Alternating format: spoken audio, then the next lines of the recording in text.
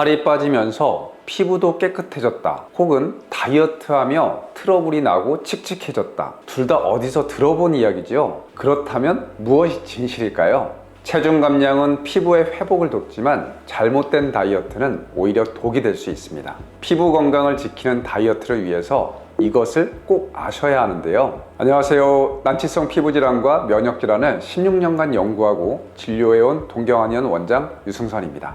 오늘은 아토피 건성 같은 피부 질환이 있을 때 다이어트가 왜 필요한지, 그리고 어떤 방식으로 다이어트를 해야 피부에도 도움이 되는지 정답만 알려드리겠습니다. 끝까지 함께 해주세요. 다이어트를 하면 피부가 푸석해지고 트러블이 난다고요? 그렇다면 잘못된 다이어트를 하고 계신 겁니다. 올바르게 체중을 줄이는 건 피부 건강에 큰 도움이 됩니다. 오히려 비만이 피부에 치명적이거든요. 첫 번째, 비만은 피부에 염증을 유발합니다. 지방세포에서는 염증을 일으키는 물질을 내보내는데요. 이게 평상시 건강한 몸에서는 아주 조금 나옵니다. 그런데 비만이나 면역력이 떨어진 상태에서는 훨씬 많이 나옵니다. 그러면 온몸에 염증이 생기고 피지선이 훨씬 더 예민해져요. 아토피나 여드름에 좋을 리가 없겠죠. 또 각질을 만드는 세포도 엄청 늘어나는데 이게 건선에는 최악입니다. 두 번째, 비만하면 각질이 늘어난다고 했죠. 그러면서 피부의 장벽이 약해지고 자극에 민감해집니다. 체중이 늘어나면 몸에서 각질을 더 만드는 대신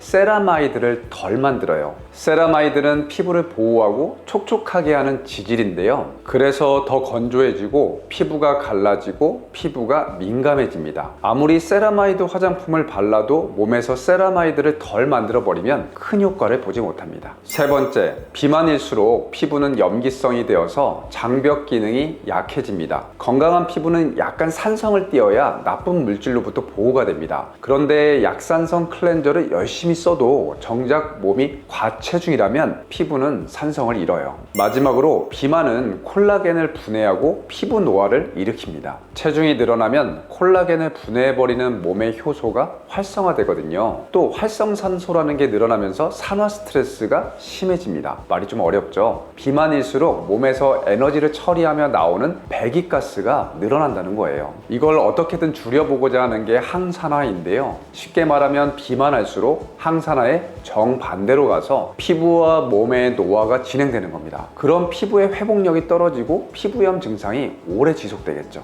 즉, 비만일 때 피부의 염증이 심해지고 각질이 늘고 산성을 잃어서 피부 장벽이 약해지고 피부 노화가 진행되며 회복력이 떨어진다는 겁니다. 그러면 이게 아토피나 건선 환자분들께는 어떠한 영향을 미칠까요? 아토피는 피부의 염증과 건조함이 큰 특징이죠. 그런데 비만은 이 두 개를 모두 악화시킵니다. 비만하면 염증성 물질이 늘어나면서 가려움증, 홍반, 피부가 두꺼워지는 태선화가 발생합니다. 그리고 피부 장벽이 약해지면서 건조감이 심해지는데 체중을 줄이기만 해도 이게 좋아진다는 거예요. 한편 비만 상태에서는 장내 미생물 균형도 무너져서 황색 포도상 균도 더 쉽게 증식합니다. 이놈이 아토피를 심화시키는 주범인데요. 체중을 줄이는 게 미생물 균형 회복에 가장 효과적입니다. 유산균이나 효소를 먹는 것보다 훨씬 더 근본적인 방법이기도 하고요. 건선은 비만과 더 직접적인 관련이 있습니다. 비만 상태에서 분비되는 염증 물질은 건선 증상에도 아주 나쁜 영향을 줍니다.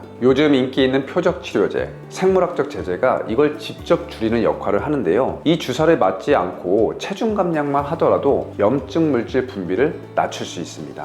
또 비만이 있으면 피부가 건조해지고 각질이 늘어나서 건선 증상이 심해질 뿐만 아니라 레이저 등의 치료 효과도 떨어질 수 있어요. 그리고 이게 정말 중요한데요. 건선과 대사증후군은 서로 영향을 주는 관계입니다. 대사증후군은 옛날 말로 성인병이에요. 건선이 있으면 비만, 고혈압, 당뇨가 생기거나 심혈관 건강이 나빠지기 쉽고, 반대로 비만, 고혈압 등이 있으면 건선이 생기기가 쉽습니다. 이 굴레에서 나오려면 묻지도 따지지도 않고 일단 체중부터 줄여야 하는 거예요. 자, 그러면 피부를 위해 건강한 다이어트가 필요하다는 건 알겠는데 이제 어떻게 해야 할까요? 밥을 쫄쫄 굶거나 닭가슴살만 먹으며 운동을 해야 할까요? 좋은 다이어트의 방향을 알려드리겠습니다. 첫째, 급격하게 체중을 빼는 건 좋지 않습니다. 저희는 보통 3개월간 10%만큼 줄이도록 말씀드려요. 원장님, 겨우 그거 가지고 되겠어요? 라고 묻고 싶으실 텐데요. 삭센다는 4배 기간 동안 10%도 안 되는 7.5% 정도를 줄입니다. 위고비도 5배 기간인 15개월간 15%밖에 안 돼요. 3개월간 10%면 느린 것도 아니면서 요요의 위험도 적은 안전한 수치입니다. 둘째, 음식의 종류나 횟수를 과하게 제한할 필요가 없습니다. 평소대로 먹으면서 식사량만 절반에서 3분의 1 정도로 확 줄이는 거예요. 대신 단 것, 밀가루, 라떼를 포함한 유제품은 피하셔야 합니다. 이렇게 하면 하루 한 끼만 먹을 필요도 없고 닭가슴살과 샐러드만 먹을 필요도 없습니다. 하루 이틀 공복을 유지하는 건 괜찮지만 매일같이 굶는 다이어트는 오히려 별로입니다. 하루 3끼를 유지하되 식사량을 줄이는 게 더 효율적이에요. 셋째, 가벼운 운동을 해주시면 좋습니다. 약간 숨이 찰 정도의 강도로 달리기, 자전거처럼 유산소 운동을 권해드리고요. 30분 이상 주 2회로 시작해보세요. 스쿼트처럼 가벼운 근력 운동도 같이 해주시면 금상첨화입니다. 이것도 15개 3세트 주 3회면 충분합니다. 그런데 이게 참 말이 쉽지 식사량을 반 줄이는 게 보통 일이 아니죠. 동경한의원에서는 난치성 피부질환을 주로 진료하고 있지만 다이어트도 10년 이상 진료하고 있습니다. 피부의 건강이 체중과도 밀접하게 관련되어 있어서 두 개를 떼어놓고 볼 수가 없거든요. 다이어트 사례가 1만 건이 넘어가며 얻은 노하우입니다. 동경한의원에서는 자연에서 온 한약재인 의인, 건율, 맹문동, 길경, 그리고 마왕 등으로 만든 캡슐을 드리고 있어요. 생약 성분이기 때문에 몸에도 부담이 적고 안전한데요. 공복감을 줄여주어 식사량 조절을 도와주는 원리입니다. 이렇게 한약의 도움을 받아 식사량을 줄이는 방법도 있습니다. 오늘은 피부를 살리는 다이어트에 대해서 알아보았습니다. 체중 감량은 피부 회복의 시작인데 피부 상황에 맞는 다이어트는 전문가의 도움을 받는 것이